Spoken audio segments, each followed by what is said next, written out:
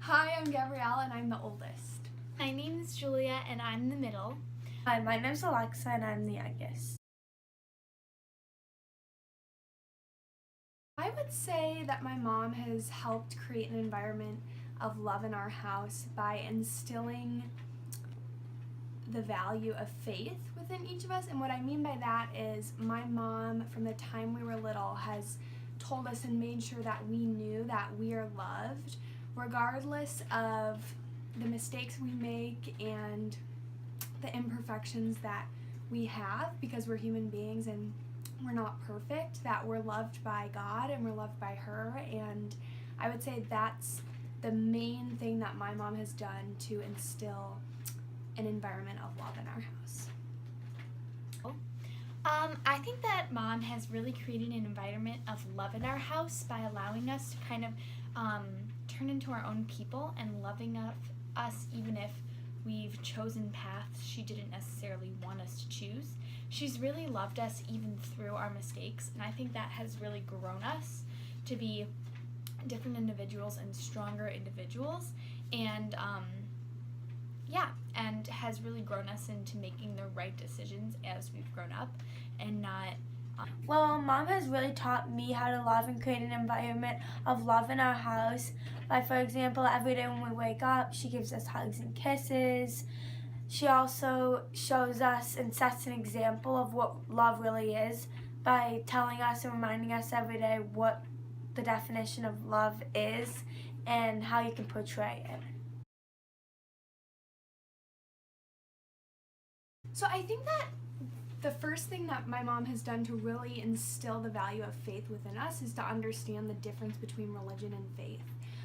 From the time that from basically since the time I can remember, my mom has taught us what it means to have faith and to have a relationship with God, and to know that we're loved, like I said, regardless of what we do and the mistakes we make and the imperfections that we have, because we're daughters of God. And I think that's the biggest thing that my mom's done to instill value of faith within us and within our home. We always are going to church, making sure that we're with other people who are also trying to grow in their faith, and I think those are the top two things my mom's done to really instill the value of faith. For me, religion has really impacted me as an individual and our family, because since we were little, I remember going to church on Sundays, and we've always really been rooted in faith, and I think that has really shaped us as kids. I think it's really instilled in us the fruits of the Spirit: kindness, joyfulness, faithfulness, and it's allowed us to be better people as we've grown up. And I've definitely noticed that with our mom guiding us on this path and towards this particular religion, it's definitely set us apart from other kids, whether they're atheist or just or a different religion, because Christianity, the religion I am, has definitely allowed us to become better people. And through what our mom has taught us, it's taught us right from wrong and what we believe morally. So Religion has affected me in my childhood personally by basically being the root of our whole family and our childhood. For example, we would pray every night. Since we were little, we go to church every Sunday and make it a priority over other things. And my mom really reminds us that religion should be the root of our family.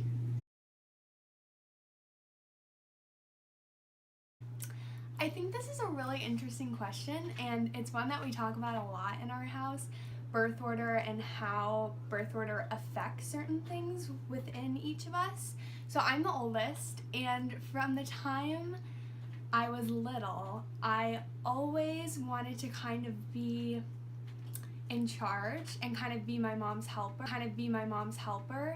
And even with my little sisters, like I can remember we would play American Girl dolls, and Juge can testify to this. We would always have like the mom of the family, and I was always the mom. And I think that's something that being the oldest has kind of helped develop in me, is a gift of leadership and leading. The middle child, I think that I know there's a popular stereotype that the middle child is typically kind of the forgotten one, the one that doesn't really get a lot of attention.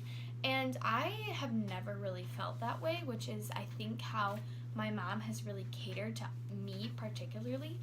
I've never really felt like I was never given attention or I wasn't equal to my older sister and my younger sister, which again is how my mom catered to me. She always made sure that she kind of defied that stereotype. Birth order has really affected us a lot. For example, I have 2 older sisters, so I'm a lot more mature than my friends who have younger siblings. I know a lot more. I know things about high school, about middle school before everyone else. And honestly, I do not think Mom has really catered to me anymore as the youngest. For example, she hasn't really babied me or reminded me that I was the youngest over and over. She pretty much just treats us all the same and recognizes that we all have differences based on where we are in life.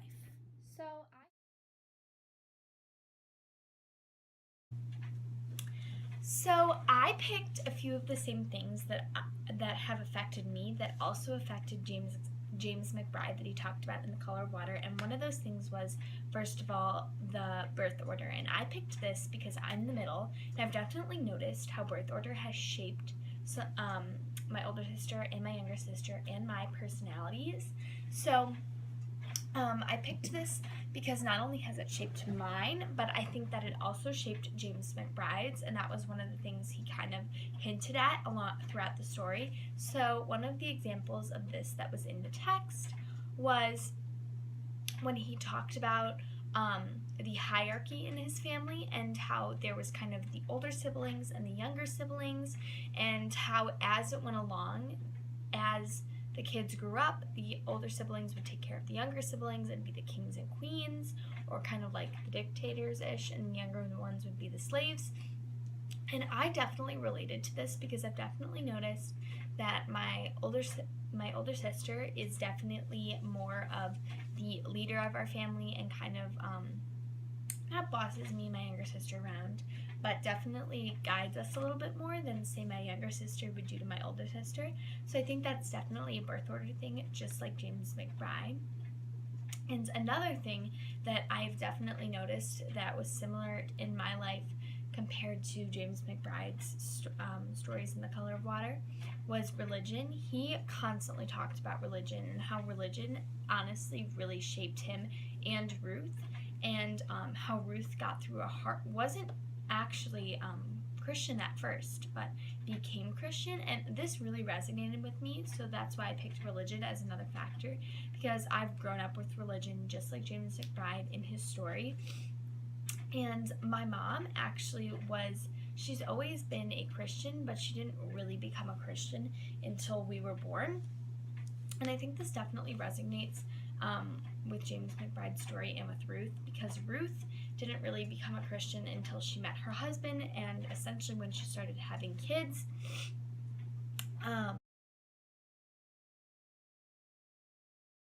Last thing I'd like to say is my mom has shaped our family so incredibly much.